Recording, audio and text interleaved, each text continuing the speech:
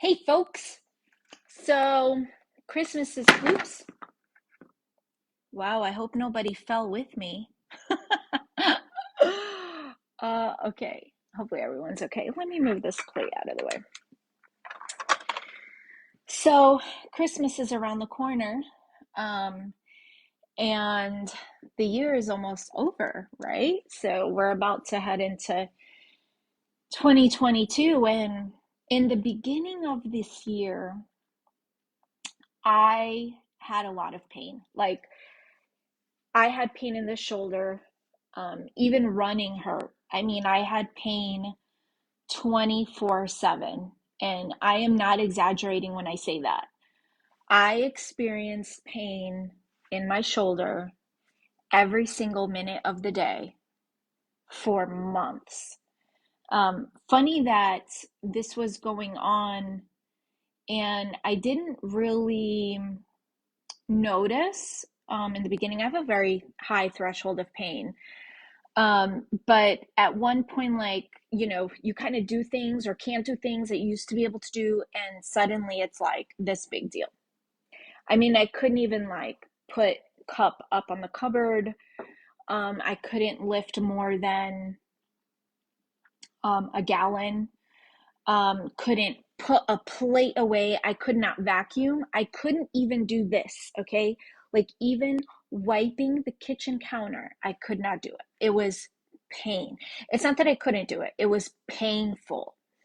And I kind of was refusing to go to the doctor. I just thought, let me rest it, let me whatever. It happened because I was carrying a paddle board and a gust of wind came and my arm like got thrown up and had pain, rested it for a little bit, and then went right back to it. And what I did not know at the time was that I had 3 tears in my shoulder. So this happened, I think, in like August or so.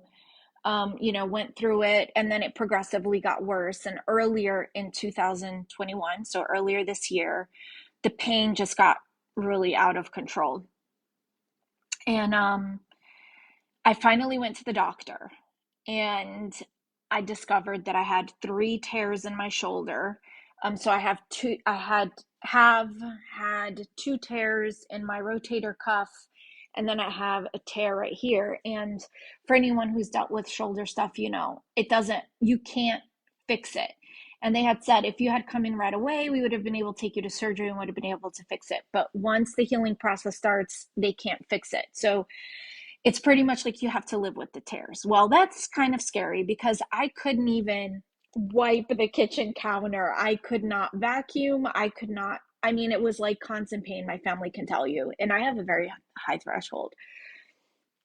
So, and I didn't share this with a lot of people because I don't really share a lot of negative stuff. Um, so I went to the doctor, discovered this, and then, obviously surgery was an option, but first they like to try holistic stuff. So I went to physical therapy. Long story short, I went to physical therapy for 3 months, 3 times a week. So first I went for 6 weeks. And then I went back to the surgeon and things were looking better. So I decided to give it more time. So then I was able to go back for another 6 weeks. So I was there, I drove 30 minutes to my physical therapy 3 times a week. I was really invested in healing. And after the first 6 weeks, although, yeah, I experienced some relief and improvement in terms of strength and stuff, I still was struggling.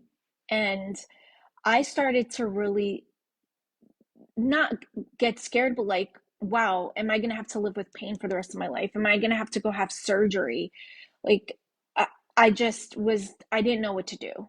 And around this time, I was reading a book, and this book talks about healing and it talks about love and the power of prayer and all this stuff. So anyway, there was a lot of practical stuff in there, and I started to apply it because it also is about physical healing. So I would pray over my own shoulder. That's one of the things the book talked about. It talked about praying over yourself. That's not really what it said, but that's what I took out of it. So praying over yourself, laying hands on yourself, other people, yeah, they can pray for you, but you can also pray on yourself. So I started to apply what I was learning in this book, and I would pray over my shoulder. And one of the things that I had learned was that declaring healing and saying things like I'm healed, but you're really not healed, really causes stress in the body and can increase inflammation, all this stuff. So it was more about, okay, I'm doing what I need to do to be healed. Why am I not healed? And I would ask God, I want to be healed. I would put my hand on my shoulder because it was really my whole shoulder. So I have the tear here and then in the rotator cuff. So I put my hand on my shoulder and I would pray and I would ask God, okay, I want to be healed. That is desire. I want to be healed. I don't understand why I'm not being healed. Like, I don't understand why I'm going through all this stuff and I'm doing what I need to do and I'm still not healing. I believe, God, that you heal. I believe that you are healer. Why? Why am I not experiencing it? And I heard a voice, and the voice said, you don't want to be healed. So here I was saying, I want to be healed. And I heard, you don't want to be healed. And I was like, what are you talking about? Because I do want to be healed. Like, this is painful, okay? Painful every day. I can't do the most basic of things like washing a counter, cleaning a counter. And I asked God, I said, why don't I want to be healed? Clearly, there's something that I'm not recognizing. And I realized that me being in that amount of pain made me it what was happening was my family was helping me a lot because I couldn't do things. So if I had to carry in the groceries, if I, any little thing, it was like, they would help me because I was in a lot of pain. I couldn't do it myself. And I didn't have to ask. But they would just help me. So it was like part of me, the subconscious part of me, I guess you could say, was enjoying the fact that I didn't have to ask for help and I just had help from my family. And it's really twisted. Like, it's a very twisted way of thinking, but I'm being very honest with you because sometimes we all have twisted way of thinking and we don't deal with it and then we don't understand why things don't change. So I was like, you know what? It's a me problem because I have a really hard time asking people for help, including my family. So I was like, okay, that's really messed up, but I could see why I would feel that way. But I do want to be healed. I don't want to live in this pain. This is not for me. Like, people who know me know I want to live till I'm 120 years old and be fully functional. So this is not cool. So I realized, okay, one thing I know is that there's a lie associated with this. If I'm being caught in pain, in struggle, in chaos, whatever, lack of peace, lack of healing, there's something. So I was like, okay, what's the lie I believe? Well, the lie that I believe, obviously, is that I need an excuse to ask my family for help and that my family won't help me unless I'm hurt. That's absolutely nonsense, right? You guys, especially those of you who know my family, it's absolutely nonsense. But that's kind of this lie I built up in my head because I have a problem asking for help. So I had to, intentionally think on the truth and say, no, my family loves me. They want what's best for me. I do not need to feel this pain. Once I'm healed, I can ask them for help and they will help me. And it's okay. Like, I don't need to feel bad for asking for help. I can ask for help. And I dealt with the truth. I kid you not. Okay, kid you not. A week later, there was significant improvement in my shoulder in terms of the range of motion and my flexibility. Okay, in 1 week, after I came to this realization, after I started removing the lies, it was like those lies were causing a physical block in my body. And it made sense because it was constructing, if you know how thoughts are built, and I've been learning about neuroscience, it was constructing these thought patterns that were keeping the pain in my body. It's like wild, wild guys. So a week later, I didn't tell many people this because I was like, I need to make sure that this stuff it's working. I'm one of those people who, when I teach something, I'm living it. I do not know how to be a hypocrite. So a week later, there was improvement. I went throughout, and the last, like, I would say 3 weeks of treatment at physical therapy, they were able to identify exactly what the problem was. It wasn't pain I was experiencing, it was just like tightness. So, I mean, I went through a lot of pain over those last 3, 4 weeks I was in physical therapy because I had them push. I was like, you are going to do what I need to do, and you're going to stretch because these are things I cannot do by myself. So we did it. And then I graduated from the program, but the work wasn't over. I still had hard work to do. And I got home and I had at home therapy to do, which I did. There was no doctors there, no one telling me to do it. I just had to do it. Then I started a fitness program where I had to modify a lot because I had to get my shoulders strong. Because technically, I don't know, maybe God healed me, but I still have the tears. So I have to get everything strong, get my posture straight, everything good, so that the pain goes away. And I was still feeling, and I kind of always thought I'm just gonna feel pain for the rest of my life, whatever.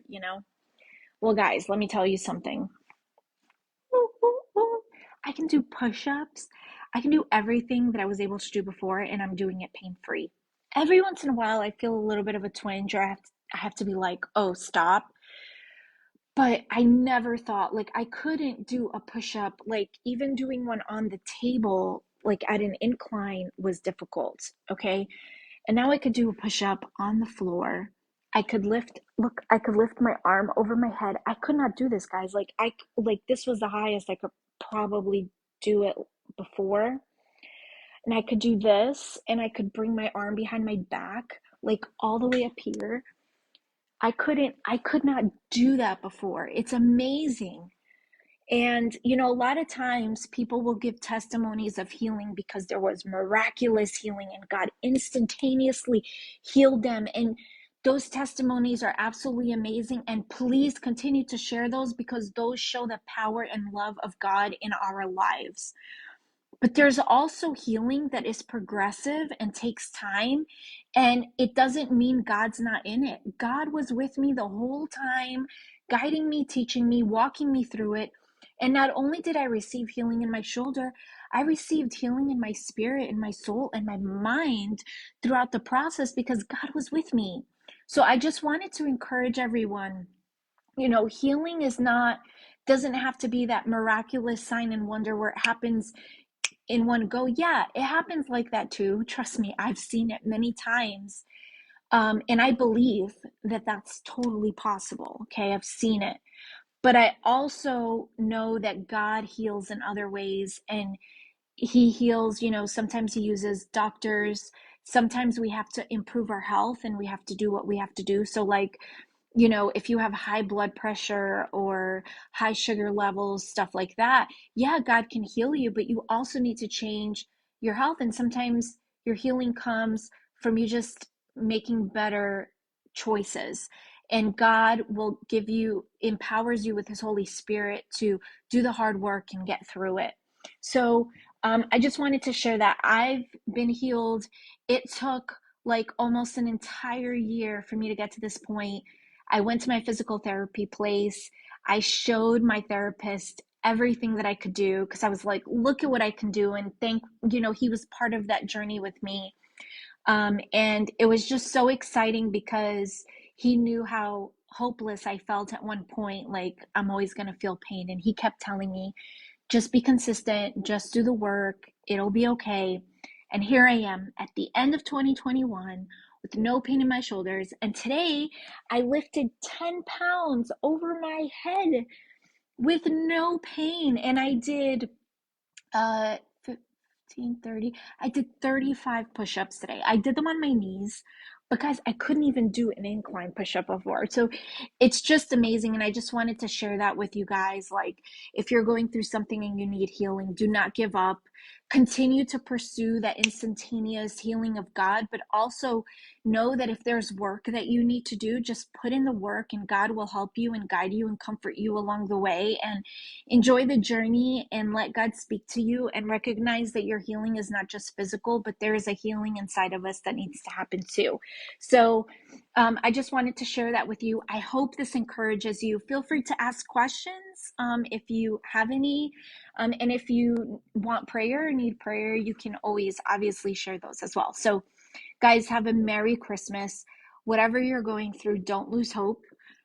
There's always an other side. It may be hard to walk through what you need to walk through to get to the other side, but I've been over to the other side so many times that I have so much faith and hope that it's there and it's possible. So I love you guys. Have a happy Christmas, Merry Christmas. Enjoy it with your family.